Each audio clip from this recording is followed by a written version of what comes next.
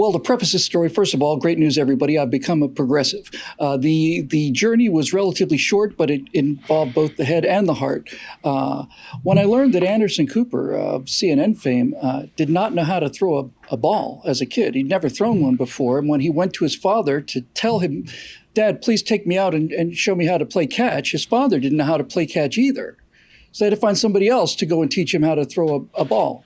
And when I realized that America's News is being brought to you by somebody who has that kind of connection to the heart of America, I realized here was a man I could trust.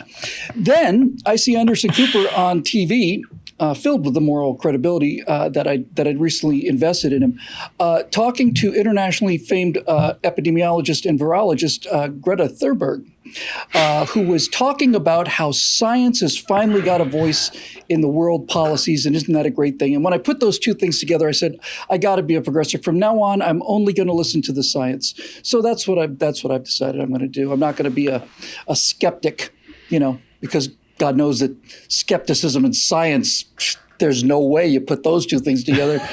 I did, however, see an article that I thought was interesting because it's science. And now that I'm on board with the science, I thought I'd report to you on the science. Here we go. Here's a scientific study published by Science, and it says journalists drink too much, are bad at managing emotions, and operate at a lower level than average, according to a new study. It's a study, it's science. And here's it's in Business Insider magazine, by the way. Here's the opening graph. Journalists' brains show a lower than average level of executive functioning, according to a new study, which means they have a below average ability to regulate their emotions, suppress biases, solve complex problems, switch between tasks, and show creative and flexible thinking. Now, those are pretty much layman terms. Everybody knows what executive function and layman, know what suppressed biases mean. But the scientific terms, I can boil them down for you.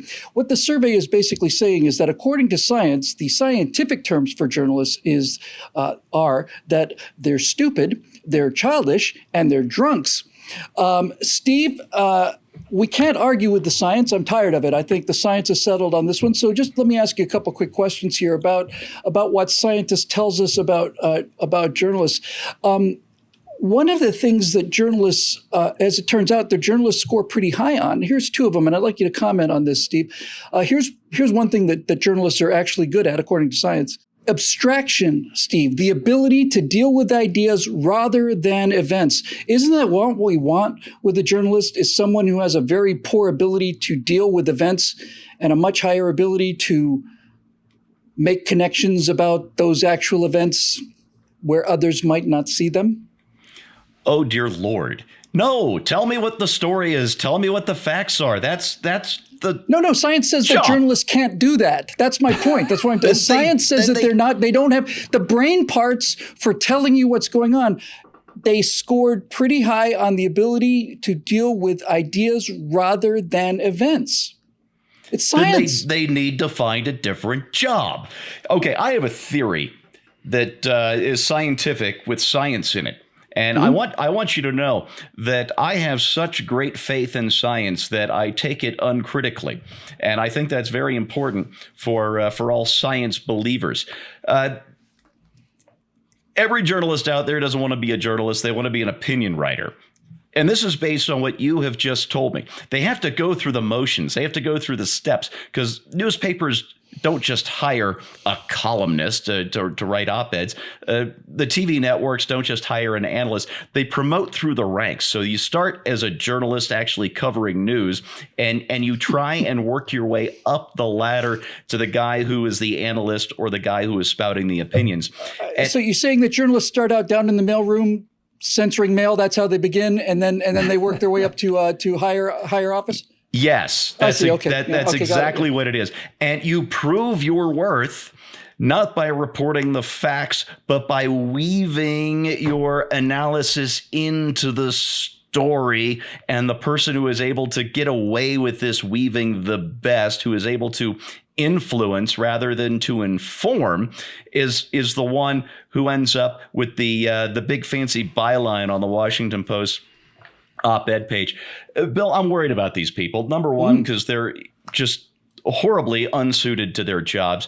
And it's causing them to drink too much, which ruins their sleep, which ruins their executive function. And clearly, they are not functioning very well at the jobs that they are supposed to be doing. So in the name of science, in the interest of science, in furthering our uncritical, unthinking promotion of all things science, I would like to propose for these journalists a trial by water to help them rehydrate and become better thinkers with higher executive functions. And in this trial by water, if a journalist rises to the top of the water, then we know that they are hydrated and can be released safely.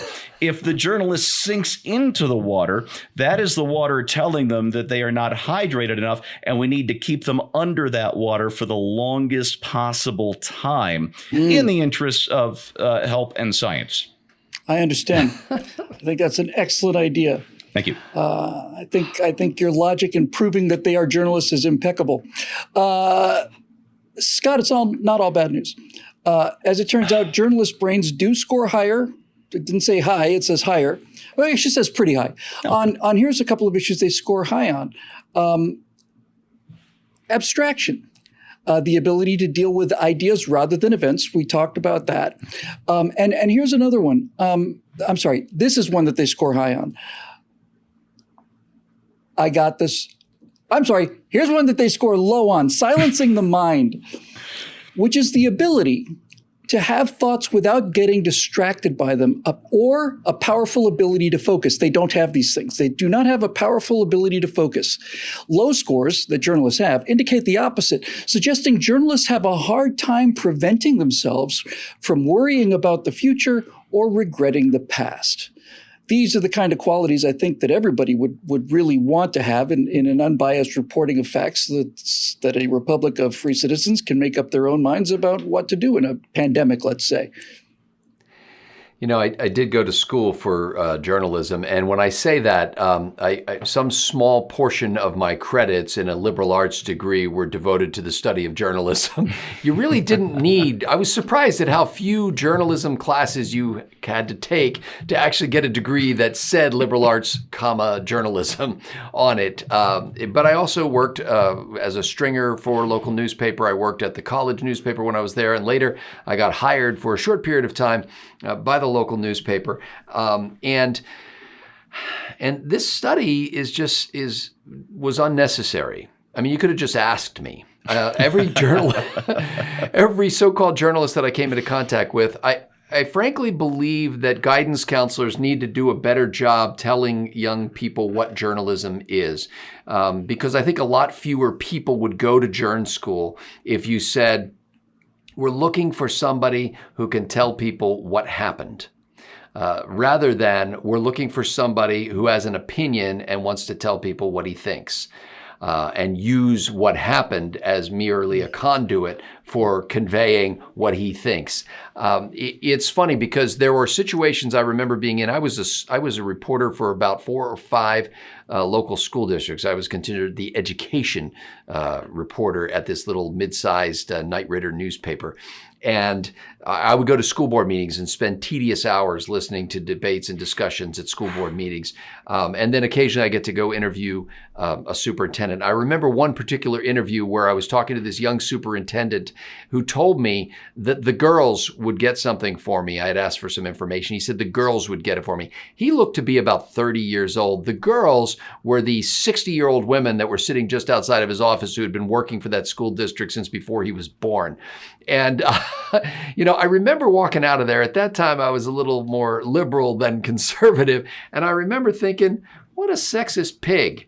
To refer to these women who were clearly his seniors and probably knew more than he did about that school district as the girls.